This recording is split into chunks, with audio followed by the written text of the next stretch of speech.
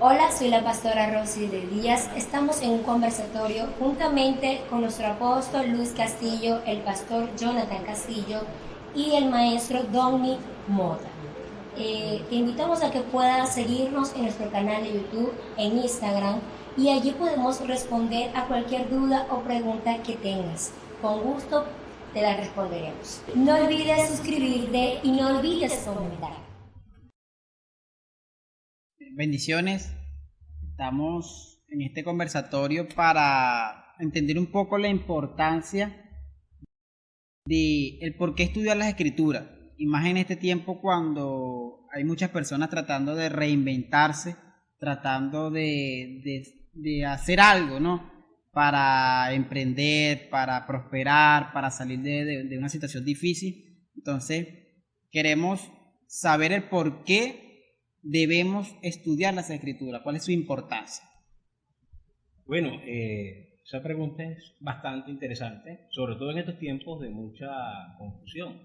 Sin embargo, es bueno hablar muchas cosas con respecto a esa pregunta. Primero, la importancia de estudiar las Sagradas Escrituras es porque ellas son inspiradas por el Espíritu Santo y eso tiene un alto valor. Segundo, el contenido de esas escrituras.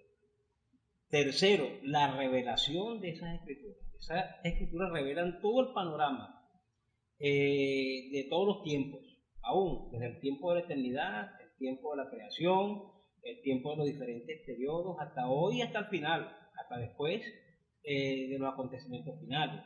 Entonces, el contenido de esas escrituras es muy relevante.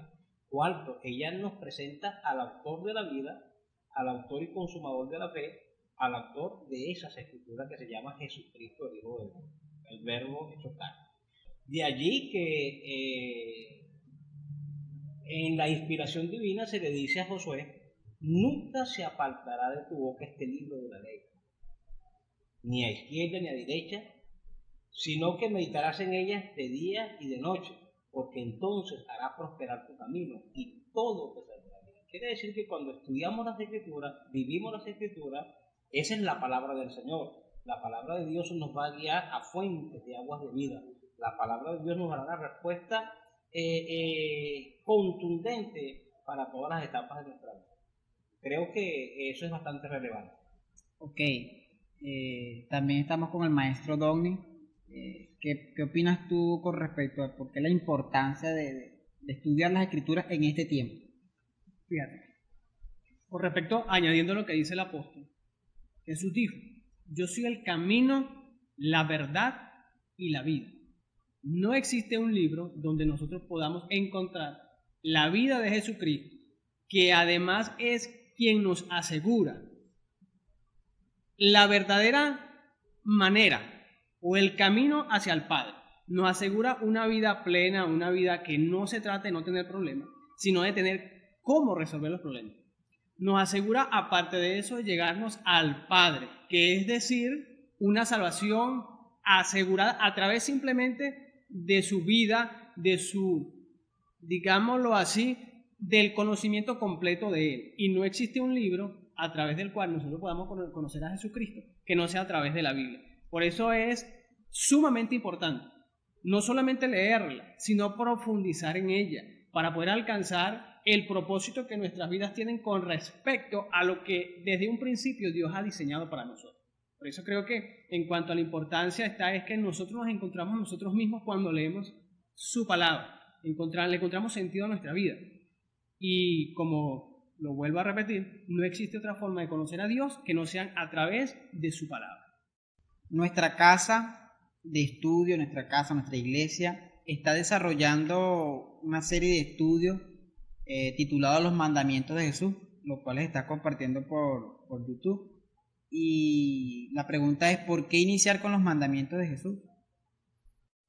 Bueno, en verdad que me llamó mucho la atención a medida que uno va estudiando la vida de Jesús, estudiando el Nuevo Testamento, y aparecen palabras como esta, lo que dice Lucas capítulo 6 de Lucas en el verso 46. ¿por qué me llamáis Señor, Señor, y no hacéis lo que yo digo?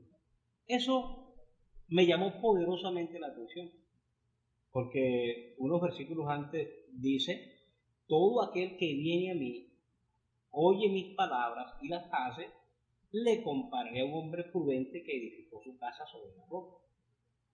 Vinieron lluvias, dieron con ímpetu contra aquella casa, soplaron vientos, pero la casa no cayó porque estaba fundamentada en la roca. Y precisamente esa roca se llama Jesucristo. En una oportunidad Jesús iba por Filipo, iba por esas partes caminando por esa zona, y entonces Jesús le hace una pregunta a los discípulos. ¿Qué dicen los hombres que soy yo? Y entonces Pedro salió y dijo, tú eres el Cristo, el Hijo del Dios viviente. Y Jesús le responde, bienaventurado eres, porque no te lo reveló ni carne ni sangre, sino mi Padre que está en eso. Yo digo que tú eres Pedro, y sobre esta roca edificaré mi iglesia. Fíjate, entonces Jesucristo dice, el que oye mis palabras y las hace, le comparé a un hombre prudente que edificó su casa sobre la roca.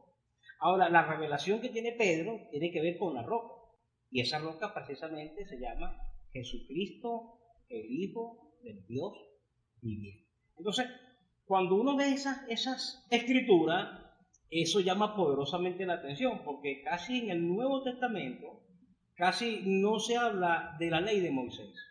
Aparecen muchos versículos, pero ya no, ya hablando sobre una costumbre, sobre Moisés enseñó, Moisés recordó, Moisés nos dijo esto, o sea, como una costumbre, pero ya no como una enseñanza completa. Jesucristo sí viene enseñando. Él dice, si me amáis, guardad mis mandamientos. ¿Ve? Entonces, Jesús viene hablando de sus mandamientos, viene hablando de sus enseñanzas. Muchas personas dicen que esos son los 10 mandamientos. De ninguna manera. Jesucristo viene estableciendo un nuevo sistema de adoctrinamiento, de enseñanza. Viene estableciendo una nueva enseñanza, una serie de mandamientos para que los hombres, para que las mujeres, para que los judíos, para que los gentiles, todos se rijan por ese nuevo orden. Por ejemplo, aquí te dice en el libro de Lucas, capítulo 14, en el verso 27, grandes multitudes iban con él, y volviéndose les dijo, si alguno viene a mí y no aborrece a su padre y madre y mujer e hijos y hermanas y hermanos y aún también su propia vida, no puede ser mi discípulo. Ahora, ya no se está refiriendo a ser discípulo de Moisés, ya no se está refiriendo a ser discípulo de algún rabino, se está dirigiendo Jesús es a ser discípulo de él. Ahora, para ser discípulo de Cristo hay que renunciar a muchas cosas. Hay que renunciar al tiempo improductivo, hay que renunciar a lo que no edifica, hay que renunciar a muchas cosas que no son relevantes para poder apartar tiempo para ser instruido por Jesús. Porque Jesús es la voz del nuevo pacto. Cuando uno estudia el libro de Marcos, capítulo 9, de verso 2 al verso 7, ¿qué dicen las Escrituras? Dice que estaban Pedro, Juan, Jacobo y Jesús. Y entonces se aparecieron a Jesús, se le aparecieron Moisés y Elías.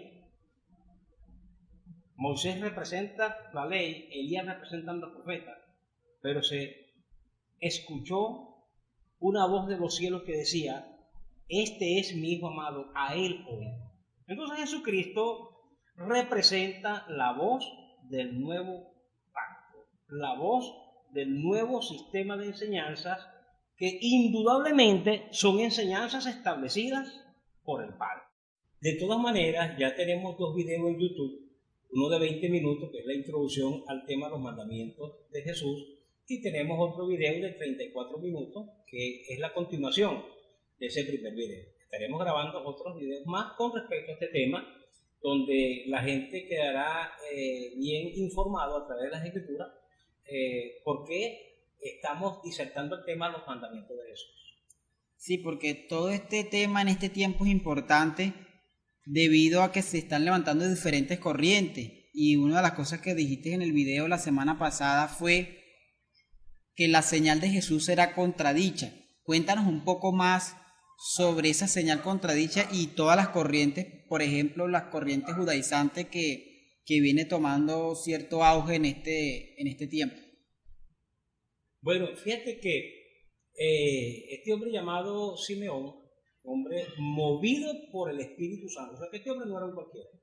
Este hombre profetizó y glorificaba a Dios, levantando al niño, y reconoció que ese era el ungido del Señor, salvación para los gentiles y salvación para el pueblo de Israel. En otras palabras, revelación para el pueblo gentil y salvación para el pueblo de Israel. Ahora, este hombre bota una frase donde dice que señal que será contradicha, o sea que está hablando de que el ministerio de Jesús iba a ser contradicho, o sea, el ministerio de Jesús iba a ser cuestionado. Para muchos judaizantes, la inmensa mayoría de ellos, porque en los tiempos de Jesús, en los tiempos de los apóstoles, había más de 26 sectas que proclamaban el judaísmo. Todos sabemos que el judaísmo no es el cristianismo. El judaísmo es una secta, indudablemente que eso es una secta que de alguna forma ellos se dicen ser los originales, los verdaderos, pero bueno, eso es lo que ellos dicen. Nosotros sabemos en las Escrituras cuál es el papel realmente de ellos. Dice la palabra de Dios de que el trato de Jesucristo, lo dice San Juan capítulo 1, en el verso 11 y verso 12, dice: mas a todos los que le recibieron, a los que creen en su nombre, les dio potestad de ser hechos hijos de Dios. Entonces, estamos hablando de quiénes son los hijos de Dios verdaderos.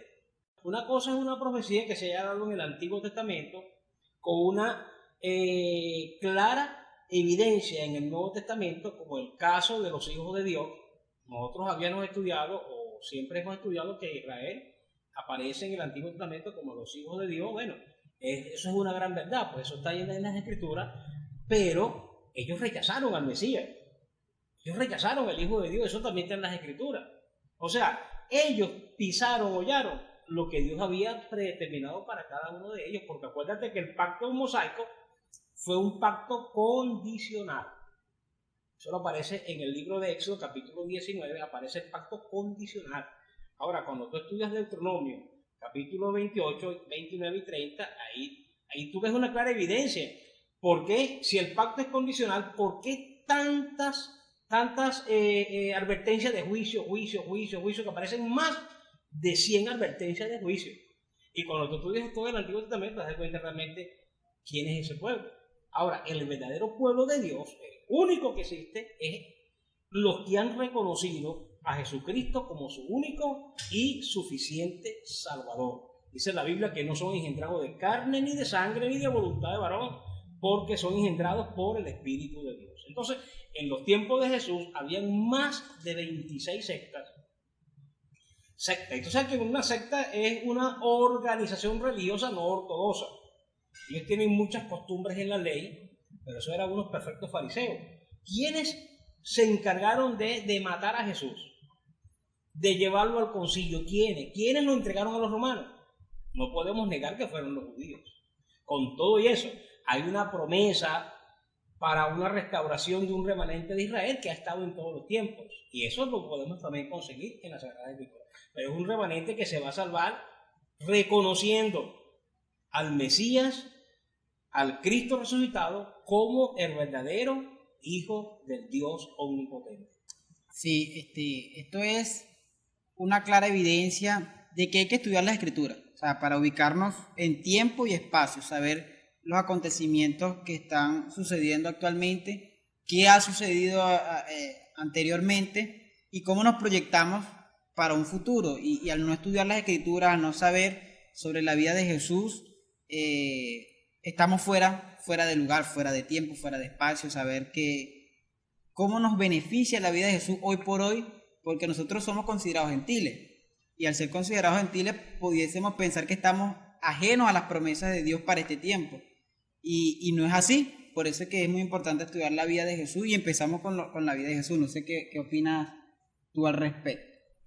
Fíjate que, aunque en un principio el apóstol lo explicó muy bien, promesas condicionadas, Dios dio un principio a través de su palabra, aunque inició un trato especial con un pueblo llamado Israel, los condicionó al cumplimiento de las promesas según las leyes y estatutos que Dios les ordenaba. Sin embargo, nosotros vemos que continuamente Dios habla de la rebeldía de este pueblo, y que por encima del cuidado de Dios en los ordenamientos y las ordenanzas, ellos siguen violentando cada uno de sus preceptos. Tanto así, bueno, que a través de la historia también hemos visto cómo Dios ha castigado la desobediencia de Israel. Si lo traemos en nuestros tiempos presentes y nos consideran gentiles, así como bien lo has dicho a través de las Escrituras, nosotros tenemos, si se quiere, menos condicionamiento bajo la gracia, algo que todavía el pueblo judío no ha podido comprender, lo que es el vivir bajo la gracia de Dios, viviendo bajo la sombra de la ley. Ahora, si este Dios que se manifestó a ellos, Dios que se manifestó bajo el privilegio de poder conocer a través de los milagros, a través de las maravillas que él hizo, los condiciona de esta manera, está claro que siempre va a haber una contradicción en contra de Dios. O sea que aunque Dios les ha dado un privilegio, Dios también ha explicado claramente a través de las Escrituras que ellos iban a contradecir todo aquello que de una u otra manera Dios les había dado. Privilegio tenemos nosotros a través de la gracia de poder comprender lo que Dios hizo con ellos y lo que Dios está haciendo con nosotros.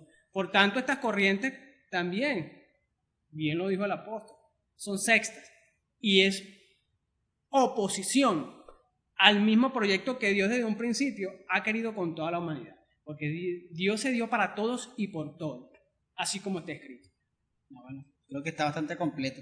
Otra cosa que te digo, esta secta, como todas las sectas, siempre radicales, para ellos la historia como que comienza en Abraham, pero es que Dios es el Dios de todas las cosas existentes, creador de todas las cosas. Dios es el eterno, el sublime. La historia no comienza en Abraham.